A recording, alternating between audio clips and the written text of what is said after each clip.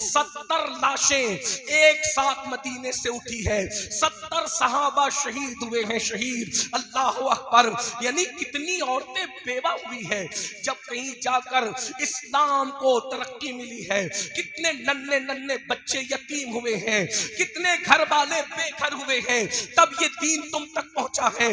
दीन को गाने के दरवाजे पर बेचने वालों, दीन को फिल्मों की चौखट पर सौदा करने वालों, कयामत में मरना, मर के अल्लाह को मुंह दिखाना है, कब्र में रसूलुल्लाह को मुंह दिखाना है, क्या जवाब दोगे अपने नबी को? अल्लाह अकबर। 70 सहाबा शहीद हुए और हजरत अमीर हमजा की शहादत, अल्लाह अकबर, शहादत अमीर हमजा, अल्लाह अल्लाह। एक शख्स ने अमीर हमजा को शहीद किया। एक औरत के कहने पर हजरत अमीर हमजा के कान काटे गए, नाक काटी गई, होंठ काटे गए, जबान काटी गई, अल्लाह अकबर। और फिर आखिरी में हजरत अमीर हमजा का सीना चीर कर उनके सीने से कलेजा निकाला गया, और कलेजा निकाल कर उस शख्स ने जिसने हजरत अमीर हमजा को शहीद किया था, कलेजा निकाल कर एक औरत के हाथ में दिया, और वो औरत हजरत अमीर हमजा के कलेजे को अपने दांतों से चबाने लगी।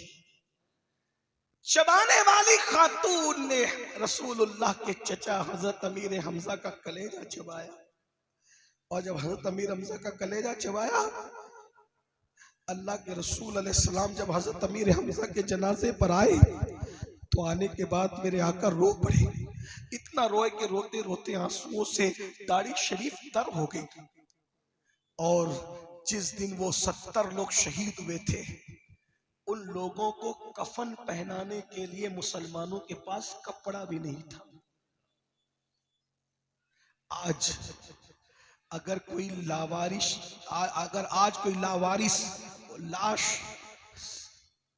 रेलवे स्टेशन पे पड़ी नजर आती है तो लोग उसको भी चंदा करके पूरा कफन देते हैं। लेकिन इस्लाम के लिए वो लोग जो शहीद हुए हैं, जिनके लिए कुरान में आयत आई है, वला तक़ूलू लिमन युक़तलू फ़ी सबीलिल्लाहि अमवात बल अहयाउ वलाकिन ला तशऊरून, ये खास नाजिल हुई है शोदाए उहद के लिए, और इसका हुक्म फिर हर शहीद के लिए आम है क़यामत तक के लिए। लेकिन सोचो तो सही कि उनको कफन देने के लिए कपड़ा भी नहीं था। उस वक्त हजरत अमीर हमजा की बहन सैयदा सफिया मैदान उहद में मौजूद थी। जब देखा कि मेरा भाई शहीद हो गया है तो अपने बेटे हजरत जुबैर इब्न अव्वाम से कहा कि बेटा, मेरे घर में सूती 2 दुपट्टे के टुकड़े मौजूद हैं, 2 दुपट्टे उठा करके लाओ। और वो जो 2 दुपट्टे उठा करके लाए तो कहा, या रसूल अल्लाह, ये 2 सूती दुपट्टों के टुकड़े हैं, मेरे भाई हमजा को इसमें आप कफन पहना दें। तो मेरे आका ने रोते हुए कहा था कि हमजा की बहन इस मैदान में मौजूद है तो हमजा के लिए उसने कफन का इंतजाम कर दिया, लेकिन मेरा एक और भी तो सहाबी है जिसे दुनिया मुसअब इब्न उमैर के नाम से जानती है, मुसअब के लिए कौन कफन का इंतजाम करेगा? तो उन्होंने कहा था, या रसूल अल्लाह, ये कपड़े आपके पास हैं, आप जिसको चाहे दे दे, हमजा की कोई कैद नहीं। तो मेरे आका ने फरमाया, एक हमजा के लिए, एक मुसअब इब्न उमैर के लिए। और उसके बाद फिर क्या हुआ, अल्लाह अकबर, जाने वाला गया और रोते हुए वापस आया। अर्ज किया, या रसूल अल्लाह, हम उनके चेहरे पे कपड़ा डालते हैं तो पैर खुल जाते हैं, और पैरों पे कपड़ा डालते हैं तो सर खुल जाता है। मेरे आका ने रोते हुए कहा था, हमजा और मुसअब के चेहरे पे कपड़ा डाल दो और पैरों पर घास डालकर उनके दफन का इंतजाम करो। वही ओहद का दिन है जिसमें रसूलुल्लाह के दंदान शहीद हुए, वही ओहद का दिन है जिसमें रसूलुल्लाह के घुटनों को जख्मी किया गया, हुजूर के गालों को जख्मी किया गया। और फिर उम्मुल मोमिनीन सैयदा आयशा कहती है कि या रसूल अल्लाह, आपकी जिंदगी का सबसे मुश्किल दिन ओहद का दिन था। आका फरमाते, नहीं, इतनी मुश्किलों के बाद भी कहा ओहद का दिन मुश्किल नहीं था, बल्कि पूछा फिर कौन सा दिन मुश्किल था? तो मेरे आका फरमाते हैं, आयशा, ताइफ का दिन मेरी जिंदगी का सबसे मुश्किल तरीन दिन था। जश्न मिलाद मुस्तफ़ा की महफिल सजाने वालों, ये ताइफ का दिन क्या दिन था। मेरे आका अलैहिस्सलातु व तस्लीम जब ताइफ में गए तो एक ही गुलाम साथ में था। अल्लाह के रसूल अलैहिस्सलातु व तस्लीम ताइफ वालों के घर घर जाते और उनको दीन की दावत देते, लेकिन किसी ने इस्लाम कबूल नहीं किया।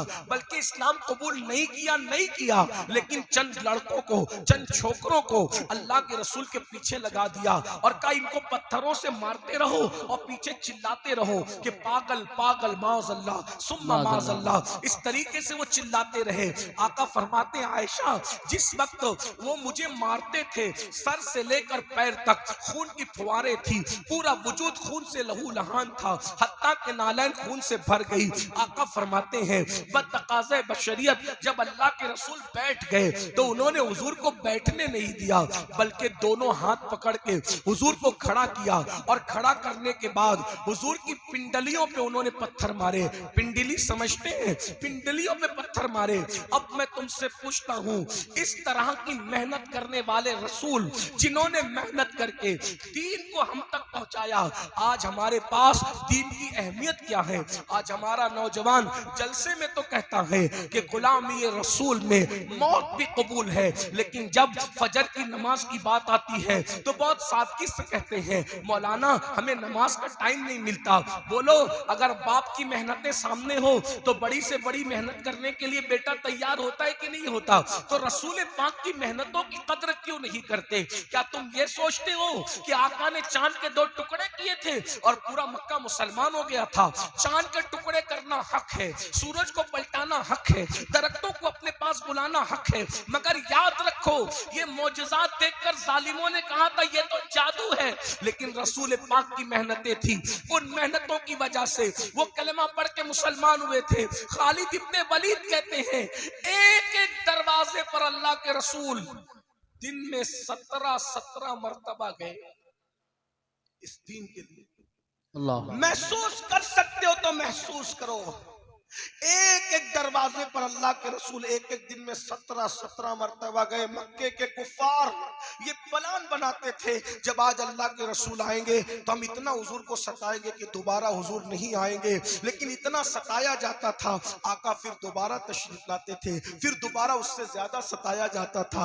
आका तीसरी मर्तबा आते थे, फिर तीसरी मर्तबा उससे ज्यादा सताया जाता था, हुजूर चौथी मर्तबा आते थे। खालिद इब्ने वलीद कहते हैं 17 मर्तबा मेरे आका एक दिन में लोगों के घरों पर तशरीफ ले गए इस दीन के लिए। अब मुझे बताओ हमारे नजदीक मजहब की अहमियत क्या है, दीन की अहमियत क्या है। अगर ट्रेन पकड़ना हो तो 5 बजे हमारी आंख खुल जाती है, लेकिन फजर की नमाज में जाना हो तो हमारी आंख नहीं खुलती। अब आपसे मैं पूछता हूँ, बताओ जब कोई इतनी मेहनत करे, एक बच्चा होता है ना बच्चा, अगर वो बच्चा घरौंदा बनाता है, उसके घरौंदे को तुम तोड़ो तो वो बच्चा रोता है, चीखता है, चिल्लाता है, हाय मेरी मेहनत, हाय मेरी मेहनत। अब आपसे पूछना चाहता हूँ, बच्चे का बनाया हुआ घरौंदा अगर तुम उसकी कद्र न करो तो वो रोता है। रसूलुल्लाह का कायम किया हुआ दीन, आज ये जो दीन की बहारें हैं, आज ये जो दीन में रानाइयां हैं, आज ये जो दीन का गुलशन हरा भरा है, अगर तुम इसकी कद्र नहीं करोगे तो इसकी तकलीफ किसको होगी?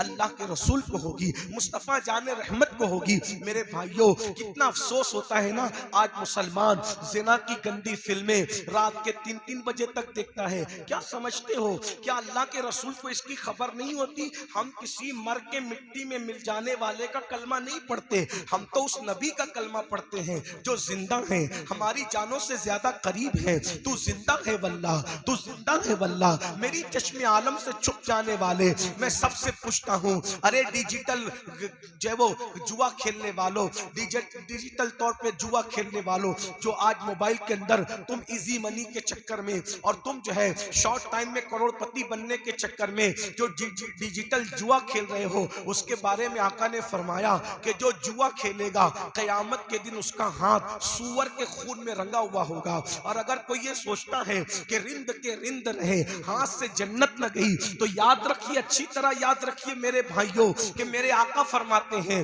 जो जुआ खेलने के बाद नमाज के लिए जाता है और नमाज के लिए वुजू करता है गोया वो सूअर के खून से वजू करता है, वो सूअर के खून से हाथ पांव धुलता है। जरा बताओ तो सही मेरे आका अलैहिस्सलाम के गुलामों कितनी तकलीफ पहुंचाओगे। मैं एक जुमला अक्सर अपने जवानों से कहता हूं, हजाम की कुर्सियों पे बैठकर दाढ़ी मुंडवा करके कटरों में फिकवाने वालों, शादियों में डीजे लगाने वालों, गाने सुनने वालों, जिना के अड्डों को आबाद करने वालों, औरतों को पाप की नजर से देखने वालों, मौत को भूलने वालों, आखिरत को फरामोश करने वालों, सूद और ब्याज के धंधे करने वालों, अपने घर की औरतों को फिल्मों में ले जाने वालों, अपने घर की बेटियों को ब्यूटी पार्लर तक ले जाने वालों, बेपर्दा अपनी बच्चियों को वलीमों में लेकर के घूमने वालों, कभी तुमने सोचा कि ताइफ की वादियों में रसूलुल्लाह के जिस्म पर जो पत्थर मारे जा रहे थे वो हुजूर के जिस्म को जख्मी कर रहे थे। ध्यान से सुनना, गौर से सुनना,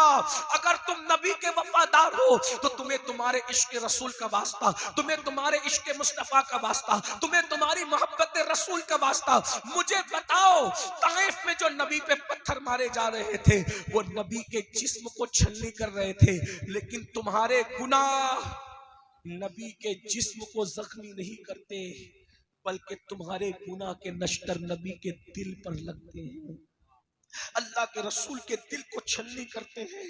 बताओ आशिक रसूल इसीलिए होता है कि वो अपने महबूब का दिल दुखाए, वो अपने आका का दिल दुखाए। मेरे भाई जो अपनी माँ का दिल दुखाए, मरते वक्त तो उसकी जबान पे कलमा नहीं आता, जो नबी का दिल दुखाए मरते वक्त तो उसकी जबान पे कलमा कैसे आएगा। मैं जानता हूँ कि गुनाह करते वक्त किसी मुसलमान की ये नीयत नहीं रहती कि वो अपने रसूल का दिल दुखाए, वो अपने नबी को दिल को तकलीफ पहुंचाए, लेकिन लाशऊरी तौर पर नबी का दिल तो दुख रहा है ना, नबी के दिल को तो तकलीफ पहुंच रही है ना। तुम सोचते हो अरे ये मौलवी लोग क्या करेंगे, हम नमाज नहीं पढ़ते, हमारी अपनी मर्जी है, हम अपनी मर्जी से जीते, हमारी अपनी मर्जी है। मेरे भाई मौलवी कुछ करे ना करे उसका तो इख्तियारी कुछ नहीं, लेकिन मौला मुस्तफा जाने रहमत 24 घंटा तुझे देख रहे हैं, तू नबी की निगाह में है।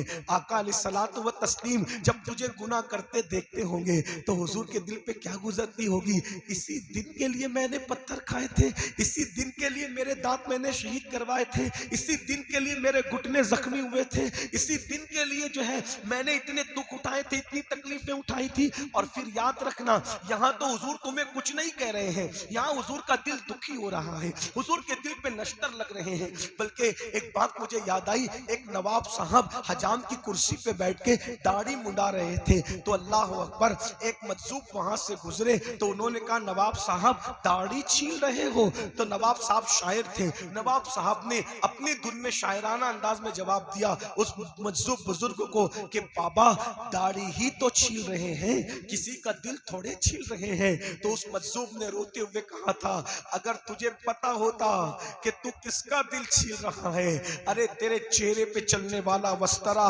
तेरे चेहरे पे बाद में चलता है, पहले ये रसूलुल्लाह को अजियत पहुंचाता है। मेरी कौम के जवानों तुम्हें क्या हो गया, जो तुम्हें एक गिलास पानी पिलाता है, जो तुम्हें नौकरी देता है, तुम उसके मशकूर होते हो। जिस नबी ने खुदा का पता दिया, जिस नबी ने तुम्हें कुरान दिया, जिस नबी ने तुम्हें इस्लाम दिया, मेरे भाइयों हुजूर के दिल में हमारी मोहब्बत कितनी है। अरे हम पैदा भी नहीं हुए थे, हमारे लिए पूरी पूरी रात हुजूर दुआ करते थे रब्बे हबली उम्मती, रब्बे हबली उम्मती। वो रसूल जो जाने वफा हैं उनको छोड़कर तुम अदाकारों के चक्कर में पड़े हो, अदाकाराओं के चक्कर में पड़े हो। बताओ क्या हमारे घर में दीन है? बेटियों को देख लो, बेटों को देख लो, दीन हमारे घर में कहाँ है? सुबह उठते हो तो मोबाइल खोल करके पिक्चरें देखते हो, रात को पिक्चरें देखते हो, फिल्में देखते हो। नबी का जिक्र कभी किया?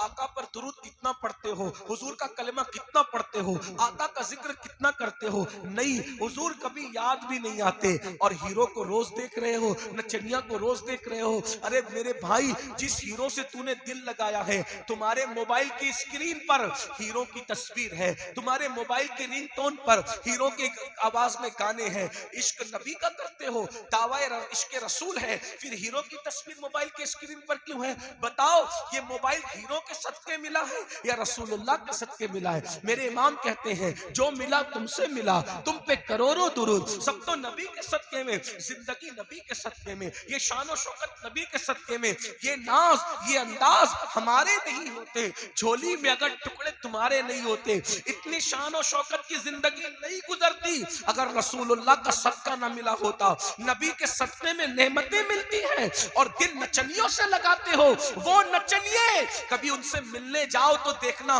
उनका गेट कीपर तुम्हें भगा देगा, उनके दरवाजे का कुत्ता भौंक भौंक कर तुम्हें भगा देगा, और अगर कभी किसी सोर्स से मिल भी जाए तो इधर उधर मुंह टेढ़ा करके वो तुम्हारे साथ एक बार मुसाफा करेगा चंद सेकंड और एक फोटो ले लेगा, बाकी कुछ नहीं।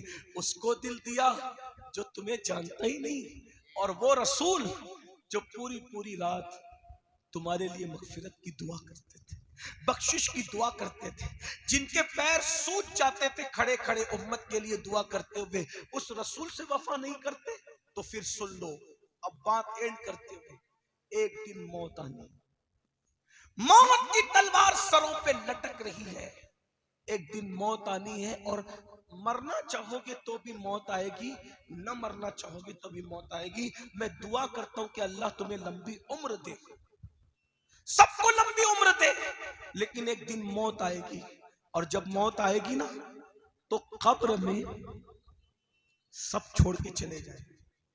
कोई भी साहब, ये नाजिम साहब, मुकर्री साहब, नातखा साहब, आलिम साहब, इमाम साहब, कोई अपनी कब्र में नहीं आएगा। कोई आएगा? ये दुनिया बेवफा है, दुनिया से बड़ी बेवफा मैंने कोई चीज नहीं देखी। गालिब ने कहा था हमने माना कि तगाफुल न करोगे लेकिन खाक हो जाएंगे हम तुमको खबर होने तक।